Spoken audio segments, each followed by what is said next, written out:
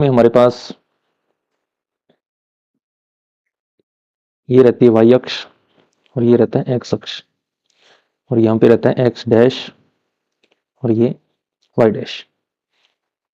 अब इस ग्राफ के अंदर आप देखें अगर तो यहाँ पे जो एक्स की वैल्यू रहती है वो पॉजिटिव में रहती है, इधर वाली साइड। जो इसकी राइट साइड है उसमें क्या रहती है, एक्स की वैल्यू पॉजिटिव रहती है, जैसे 1 2 3 4 5। और ये जो इसकी लेफ्ट साइड है इसमें -1 -2 -3 -4। और ऊपर वाली साइड में y की वैल्यू पॉजिटिव 1 2 3 4। ऐसे ही नीचे -1 माइनस का 2 माइनस का 3 माइनस का 4। और यहाँ पे दोनों की वैल्यू क्या रहती है, 0 0, जो इसका ओ पॉइंट है, ओरिजिन पॉइंट है। अब क्या स्टूडेंट, अगर हम एक्स अक्ष पे देखें, एक्स अक्ष जो होता है, एक्स अक्ष पर, तो एक्स अक्ष हमारे पास ये है, ये जो लाइन है ये एक्स अक्ष है, ये वाली। एक्स अक्ष पर वाई का मान 0 रहता है, ठीक है। और वाई अक्ष जो हमारे पास होता है, वाई अक्ष पर एक्स का मान 0 रहता है।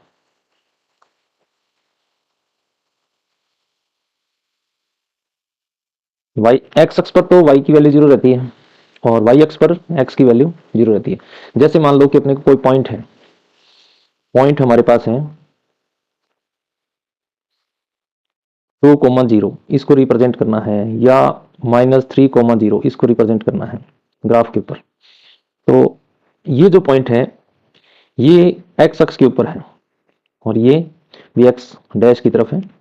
इस पॉइंट को हम यहाँ पे रिप्रेजेंट करेंगे, ये पॉइंट है ये वाला, इसके ऊपर है बिल्कुल लाइन के। तो ये हो जाएगा हमारे पास 2,0। -3,0 जैसे रिप्रेजेंट करेंगे तो वो हम यहाँ पे रिप्रेजेंट करेंगे -3,0। तो ये जो पॉइंट है ना हमारे पास,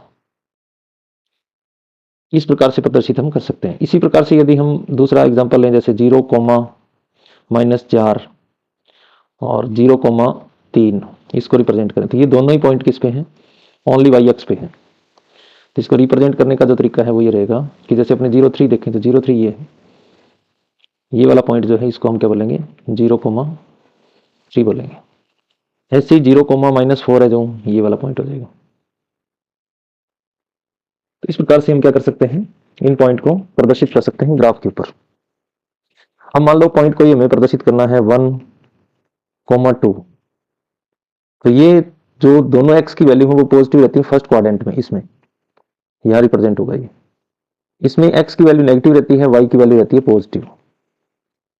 ये जो थर्ड क्वाड्रेंट है इसमें एक्स की वैल्यू भी नेगेटिव और वाई की वैल्यू भी नेगेटिव। और फोर्थ क्वाड्रेंट जो होता है एक्स की वैल्यू पॉजिटिव, वाई की वैल्यू नेगेटिव। जैसे हमें पता चलेगा कि 1,2 है तो इसका मतलब फर्स्ट क्वाड्रेंट में है, तो एक्स की वैल्यू तो हमें 1 लेनी है और वाई की वैल्यू हमें लेनी है 2। ये जो दोनों लाइनें यहाँ पे कट करी हैं, ये जो पॉइंट है ये हमारे पास कहलाता है 1,2 पॉइंट। ऐसे ही आपको अगर कोई और पॉइंट रिप्रेजेंट करना है, जैसे -1 है, -2 है, तो ये वाला पॉइंट इधर वाली साइड आ जाएगा। -1 एक्स की वैल्यू, वाई की वैल्यू 2 है, ये पॉइंट हमारे पास आ जाएगा। ग्राफ का थोड़ा सा बेसिक है, -1,2। ऐसे ही आप जैसे -2 -3 रिप्रेजेंट करना चाहते हो, तो -2 हमारे पास यहाँ है और -3 इधर से ये पॉइंट हो जाएगा। तो इस प्रकार से ये हमारे पास हो जाएगा -2, -3।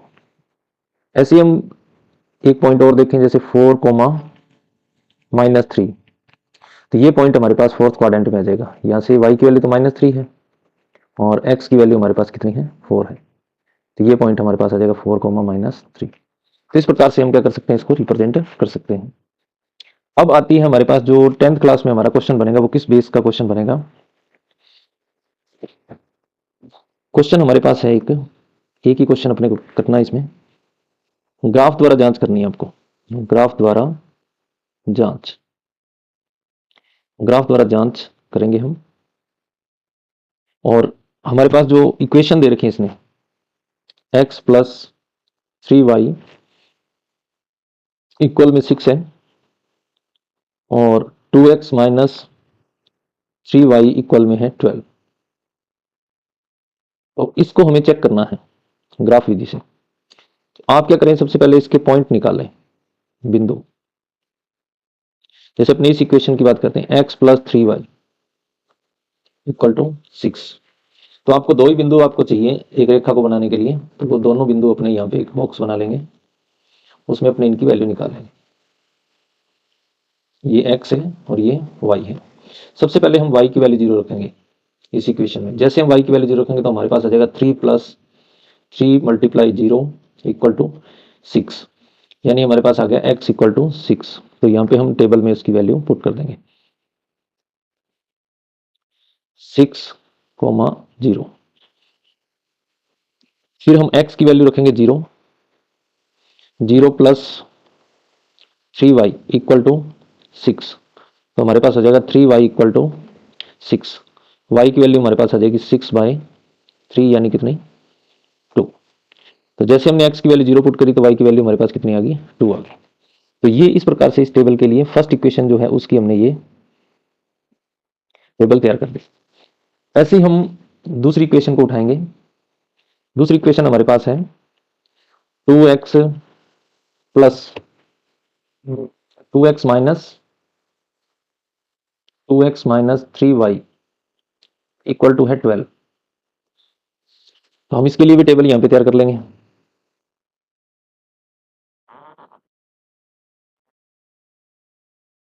यहाँ पे x की वैल्यू, यहाँ पे y की वैल्यू पुट कर देंगे वैल्यू।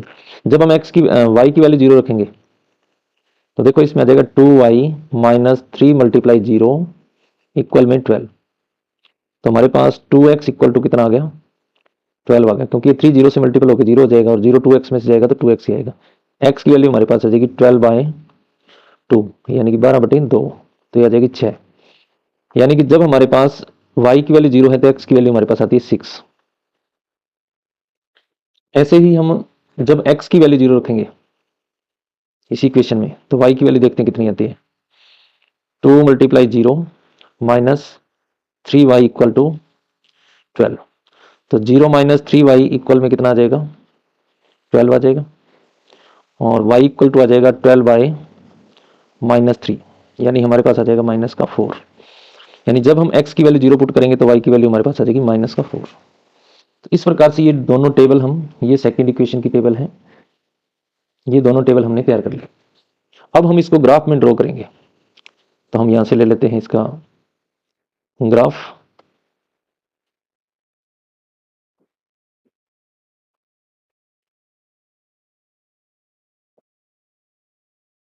ग्राफ हमने यहाँ पे ये ड्रॉ कर रहे हैं। इसके ऊपर अपने पॉइंट रिप्रेजेंट कर देंगे 0, और ये हमारे पास है एक्स अक्ष।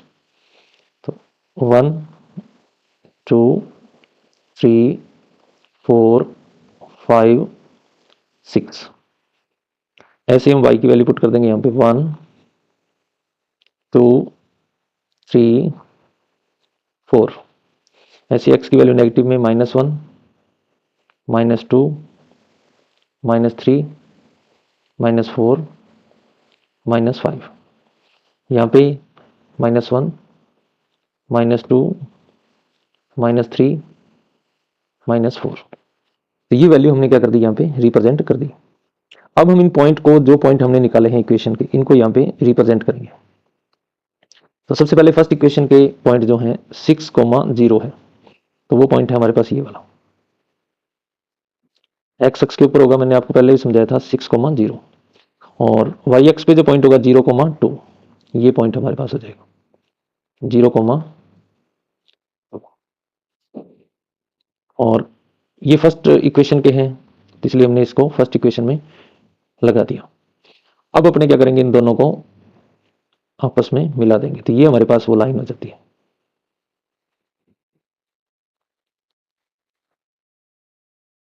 ये आगे की तरफ अपने इसको बढ़ा दिया।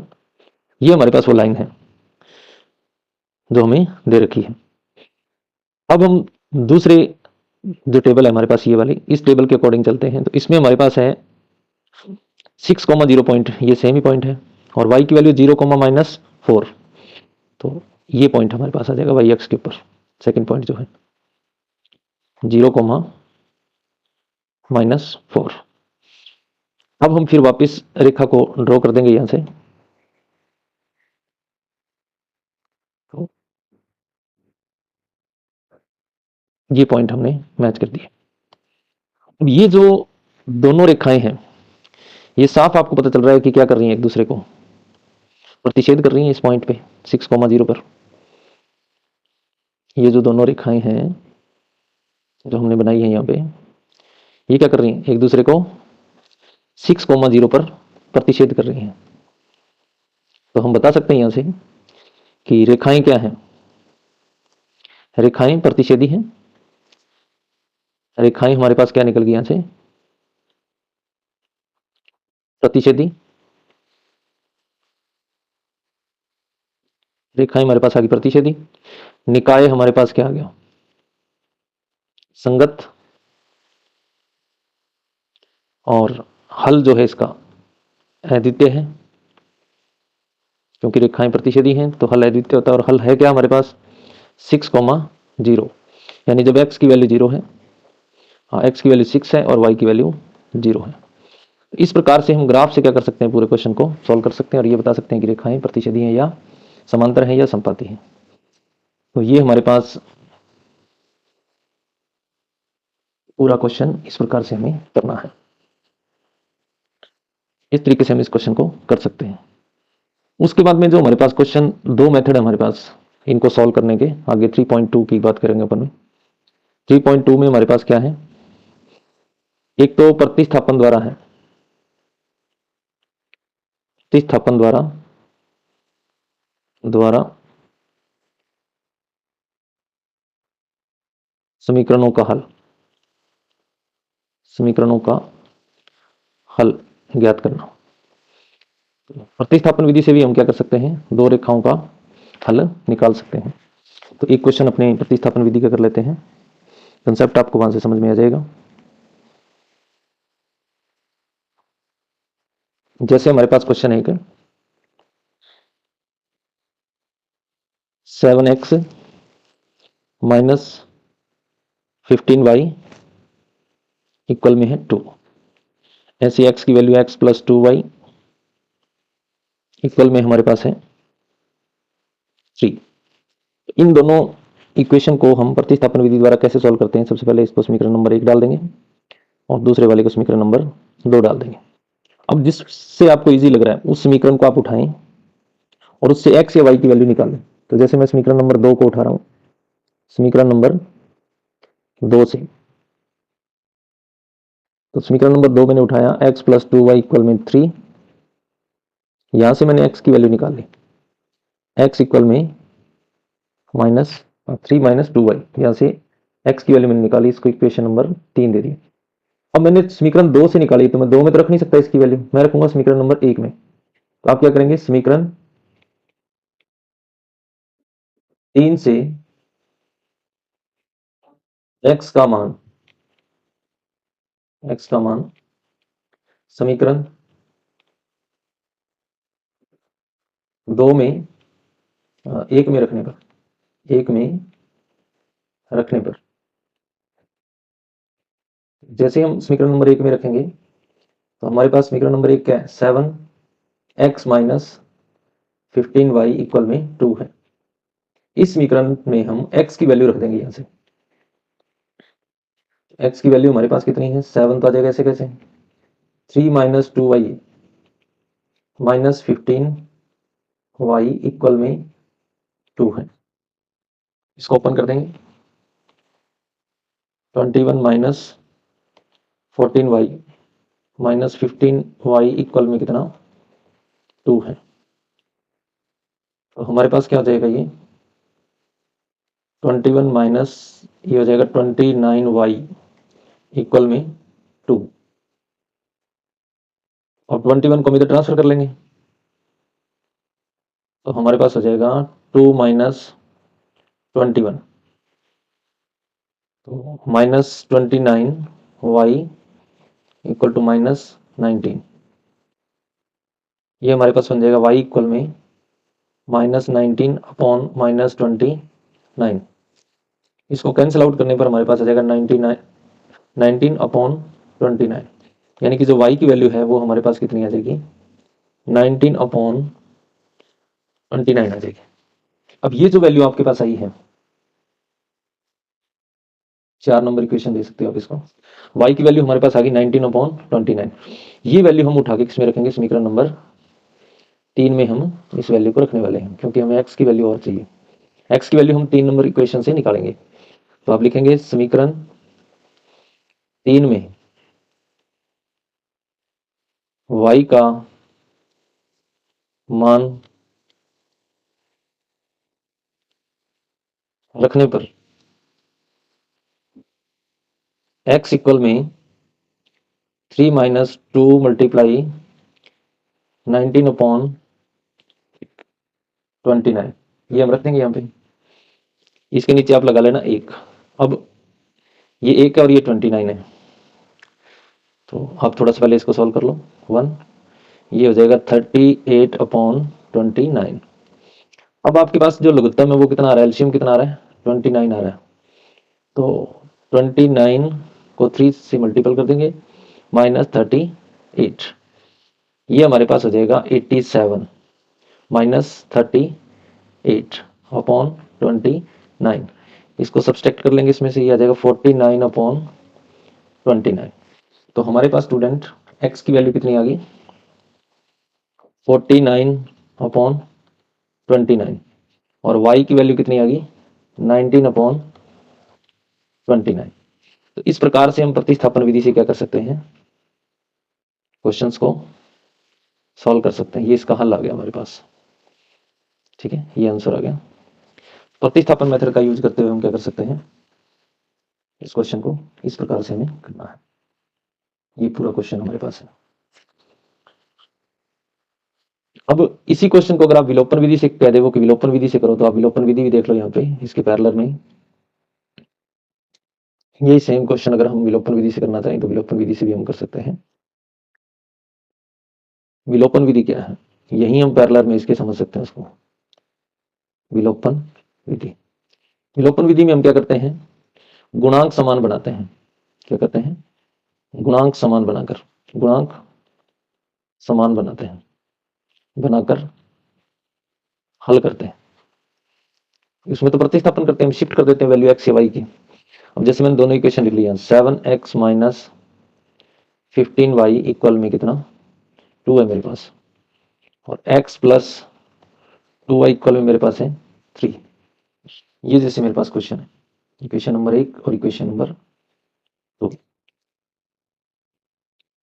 अब इस क्वेश्चन को अपनी करने वाले हैं विलोपन विधि से।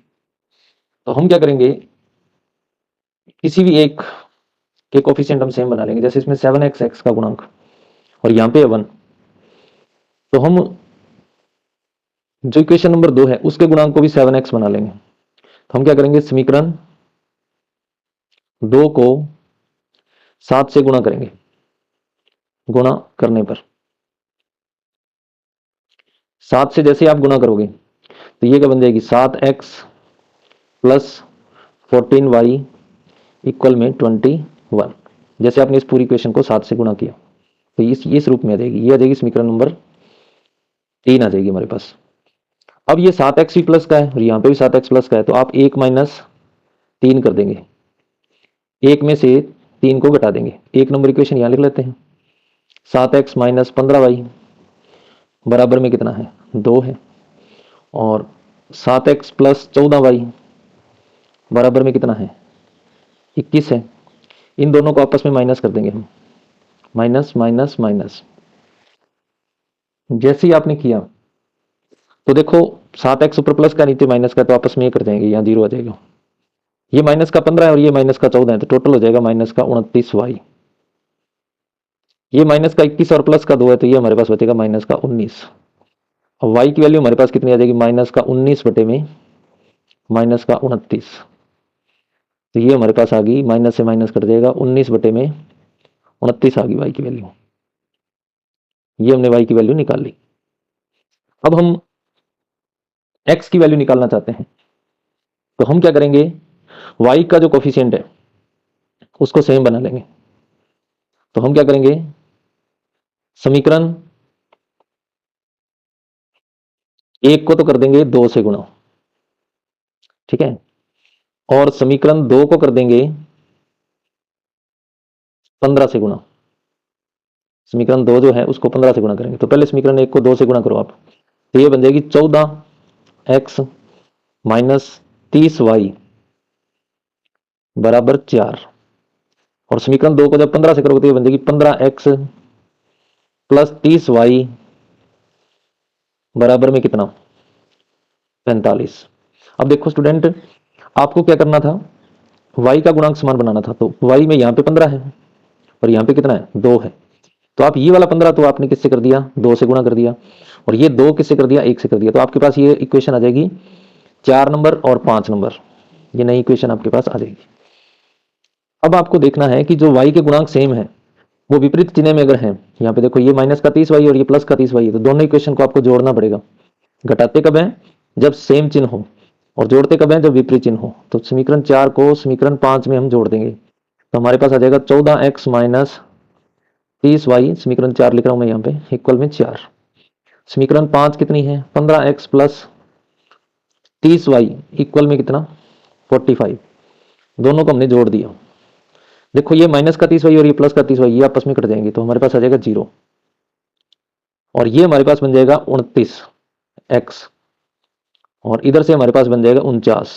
45 में जब 4 ऐड करोगे तो यहां से x की वैल्यू हमारे पास आ जाएगी, ये 29x इक्वल में 49, x इक्वल में 49 बटे में 29, ये हमारे पास क्या आ जाएगा, x का मान आ जाएगा।